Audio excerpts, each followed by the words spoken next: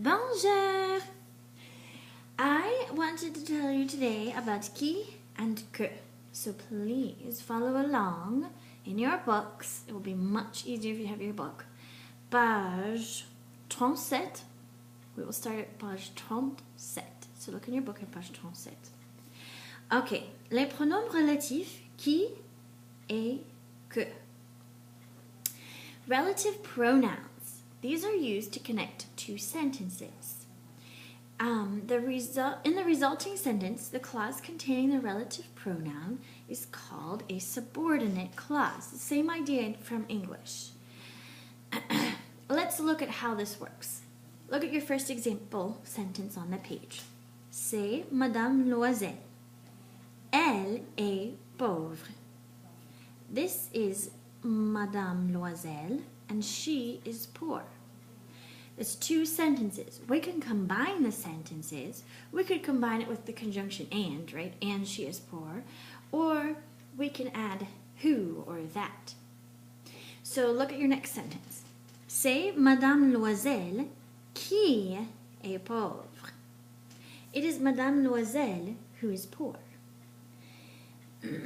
So, who is poor? We use qui here because we could say who or that, and it is the subject of the second clause. Now, even if we were talking about an inanimate object, which means something that's not living, like not a person or animal, you would still use qui in this sentence because it's the subject of that second clause, that subordinate clause. Okay? So let's think about, hopefully this shows up on your thing for you. Let's say we had a sentence here like le chien est gros.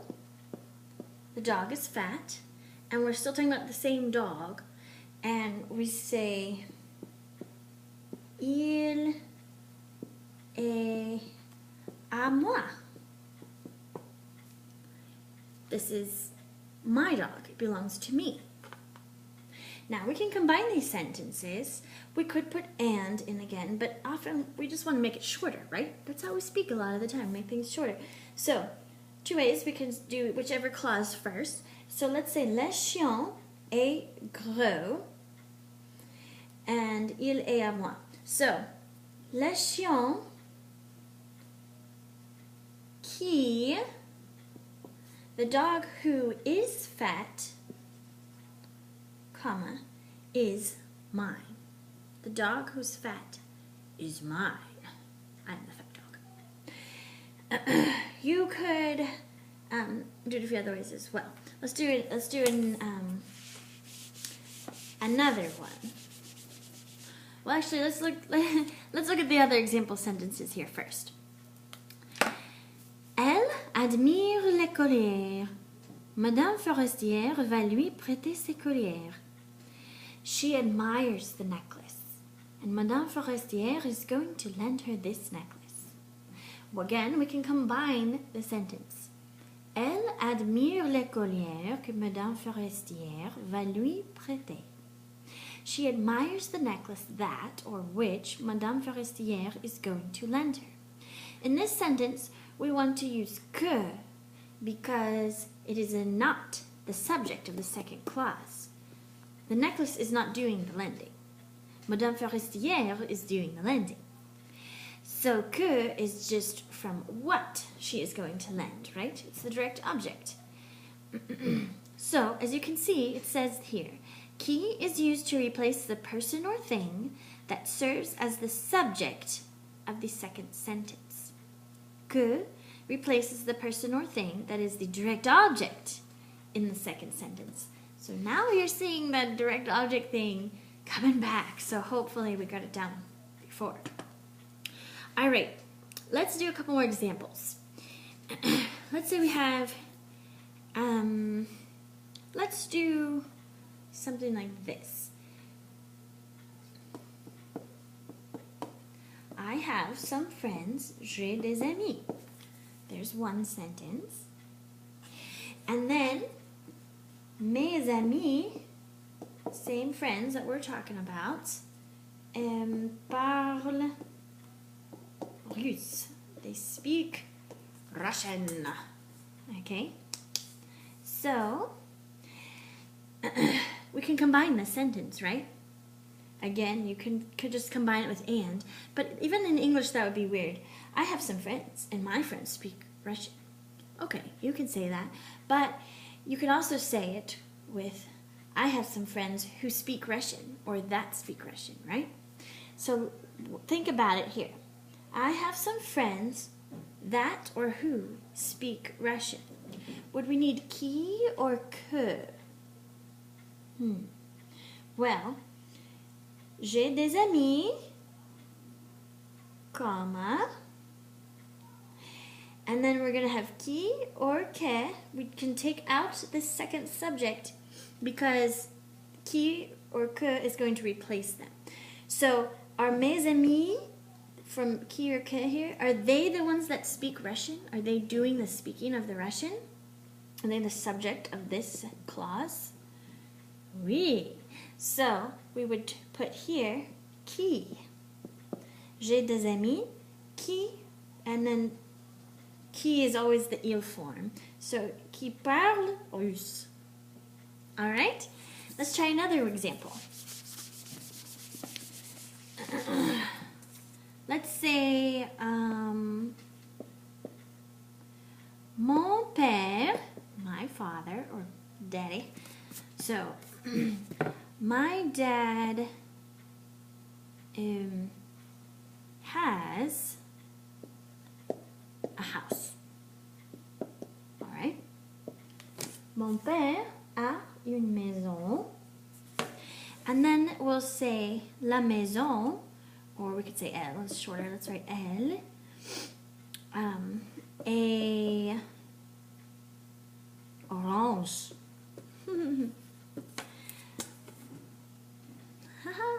So my dad has a house.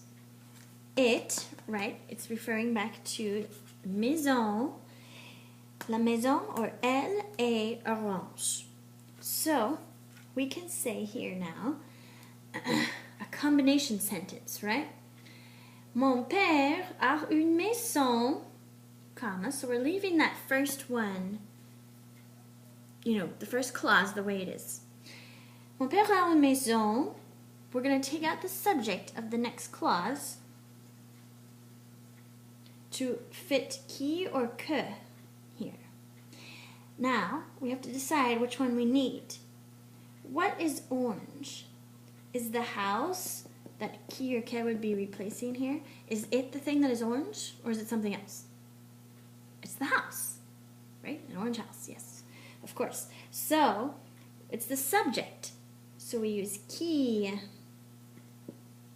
Can you see that? Qui. Qui est orange? Another example. Okay? You tell me. Do you think this is with qui or que?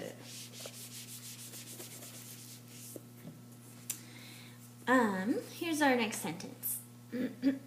Let's say, je finis les devoirs. Woohoo! Which is what you're doing right now, right? Finishing homework. Je finis les devoirs. I'm finishing homework. And then, let's say Mrs. Myers, Madame Myers,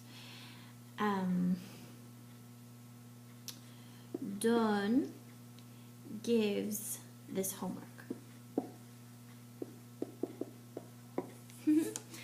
All right, so here's our sentences. Here are our sentences.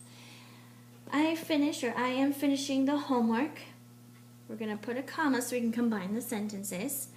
Then we're going to either have qui or que next, right? So what we do, we say, je finis les devoirs. And then we have a sentence here, Madame Myers donne ses devoirs. What is the thing that's the same in both? The last sentence, right, it was maison and elle. So we took out elle. But what is the same here? Devoir, right? So we're going to take out devoir, c'est devoir. Je finis les devoirs. And do we want qui or que? Well, look at it. Who is doing the don, the giving? Is the homework doing the giving? That would be strange. No. It is moi, Madame Myers. So we would say, je finis les devoirs que Madame Myers donne. That's a period. All right? So that's how we do it. So you have to look when you're combining the sentences. Okay? First clause is pretty much going to stay the same. Put a comma at the end. Then you look between the sentences. What is the thing that is in common? Is it, in this case it was homework and homework. Or the last sentence was une maison and elle. Okay, so we could cross elle off because it was referring back to une maison. All right, so you take that out, then you decide in your blank that's after the comma, do you need qui or que? Qui is for the subject and que is for the direct object. So you have to look at your second clause. What is doing the action? Is the thing, in this case, was it the homework that was giving? No. It was me giving it, right? So that was the direct object. So we used que. All right? So hopefully this has made a little bit of sense. And I know it can be a little strange for you to grasp sometimes. So we're going to practice with it tomorrow. All right? À bientôt!